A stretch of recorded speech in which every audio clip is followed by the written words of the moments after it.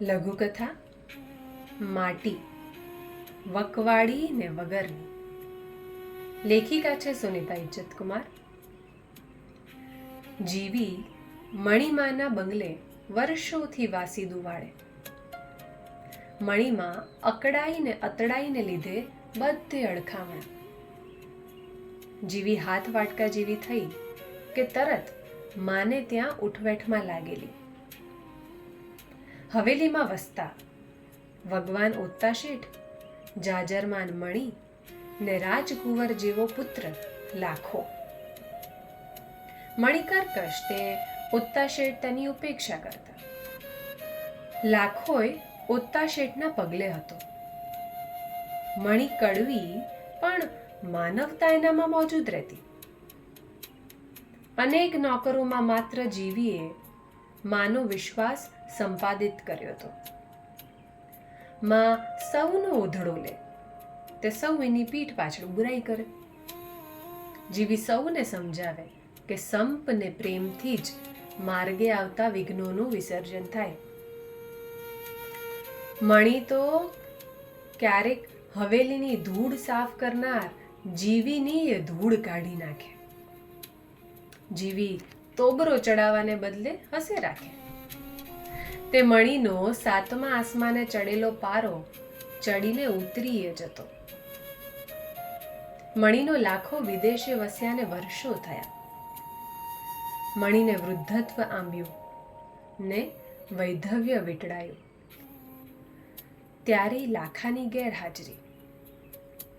હા, પણ ઓત્તા શેઠ દેવ થયા કેડે લાખો માને રૂપિયા નિયમિત મોકલતો.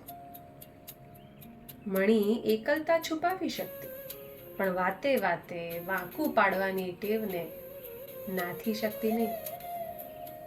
તે ક્યારેક જીવી મણીને નાના મોઢે મોટી વાત કહી બેસતી.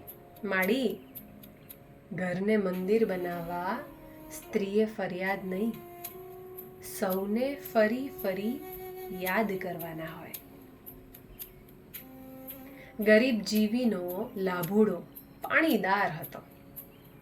એનો ઉછેર મોડો ન રહે એ માટે બેઉ માણા પોતાની જાત ઉપર જ ચાંપતી નજર રાખતા. બોલો, લાભુમાં ઉમદા સંસ્કાર ઉતરેલા. વાસીદા વાળીને વાંકી વળી જતી માનો થાક લાભુ ચપટીમાં ઉતારી દેતો. આંગણે ખીલેલા છોડને ઉછેરવામાં માળીએ કશી મણા ન રાખી હોય તો એ સોળે કડાએ ન ખીલે તો જ શંકા. અછતોથી ઉભરાતું જીવી જીવલાનું ઝૂંપડું લાગણીથી છલકાતું. ચારેક વર્ષથી લાભુને શહેર ભણવા મેલ્યો હતો. લાભુ છાશવારે ઘરે આવતો. જીવીને થતું એને ત્યાં ગોઠતું નહીં હોય. ત્યારે મણી જીવીને સમજાવતી. લાભુની ઘર ભણીની દોટ એ એનો ઉત્તમ ઉછેર ને માવતર પ્રત્યેનો પ્રેમ છે.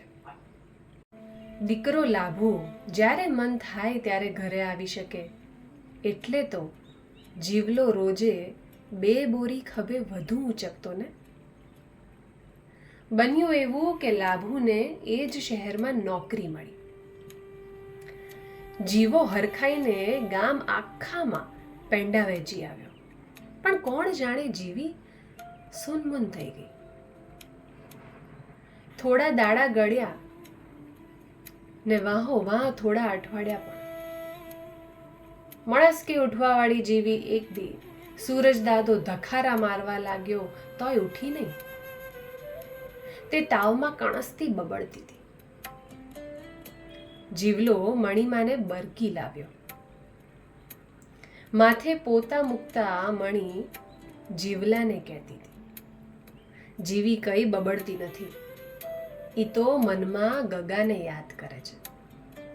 બુડથલ મારી જેમ તને એ શીએ સમજાય. મણીમાનું વાક્ય પૂરું થાય એ પહેલા તો સંધાય લાભ પડતા મેલતો લાભુડો આવી પૂગ્યો.